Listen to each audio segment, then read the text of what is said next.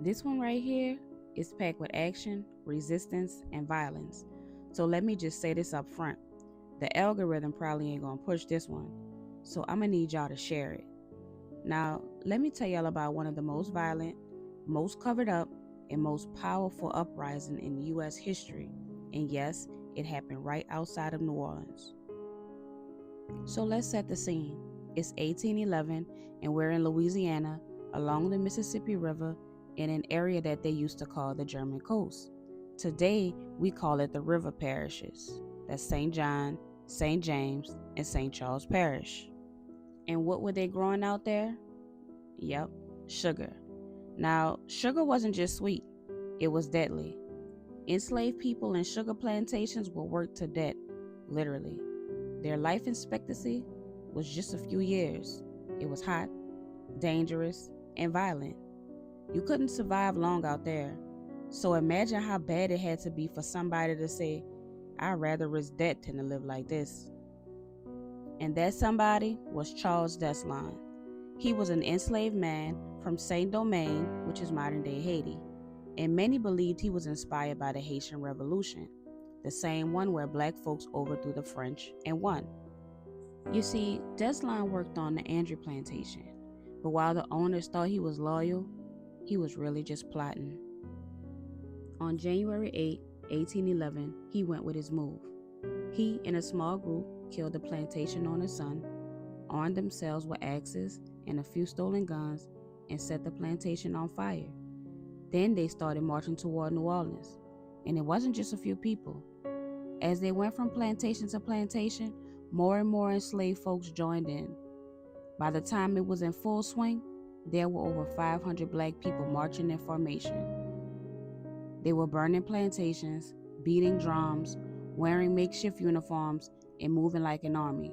Yes, an actual army. Their goal was to take New Orleans and slavery and upset the setup. Now, when plantation owners and government officials got wind of what was going on, they panicked. This wasn't an escape attempt. This was a full-blown rebellion. So they acted fast. Within 2 days, militias, plantation owners, U.S. Army troops, and territorial officials all came together. They ambushed the rebels near what's now called Kenner. Many were killed in battle, some tried to run, others were caught and dragged back to plantations for punishment. But y'all, this is where it gets dark. They didn't just kill the rebels, they beheaded them.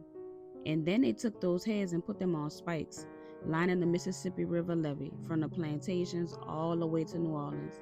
Just imagine riding along the river and seeing the heads of black men and women mounted on poles, rotting in the heat for miles. They wanted everybody to see it. This was a message. Don't you ever try this again. It was pure psychological warfare. You see, the government thought they were shutting it down, and on the surface, it did look like a failed rebellion. Yes, about 95 were killed, but some people made it. Historical records show that a number of the rebels were never found. That means they likely escaped, maybe into maroon colonies in the swamps or into other cities, or even mixed in with free black communities. So no, it wasn't a total defeat. Some people got free. And then the rebellion lived on. Even though the system tried to erase it, the memory survived. In whispered stories, in spirituals, in coded messages passed down, this revolt became part of the black tradition of resistance that inspired the Creole Revolt, Nat Turner, Denmark Vesey, Harriet Tubman, and even the Black Panther Party. It reminded people, even if we lose this time, we keep fighting. This uprising shook the South. 500 black folks moving like a military unit, that had never happened before. It showed that enslaved people weren't just angry, they were organized. It scared white folks so bad that they tightened slave laws, increased patrols, and doubled down on control because now they knew they're not just dreaming about freedom, they're planning it.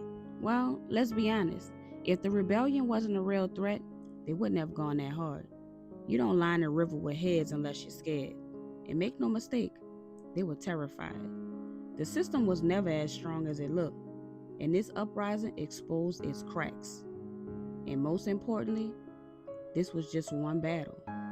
And like with any war, you're not going to win every fight. But that doesn't mean it wasn't worth it. This was a blueprint, a wake-up call, proof that enslaved people were not broken. They were strategizing, risking it all, and sending a message for generations to come.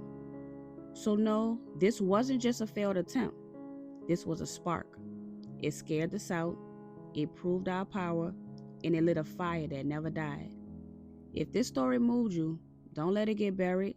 Share it, talk about it, keep it alive, because they tried to erase this story, and we're not going to let that happen. Remember to subscribe for more stories that they don't put in your textbook.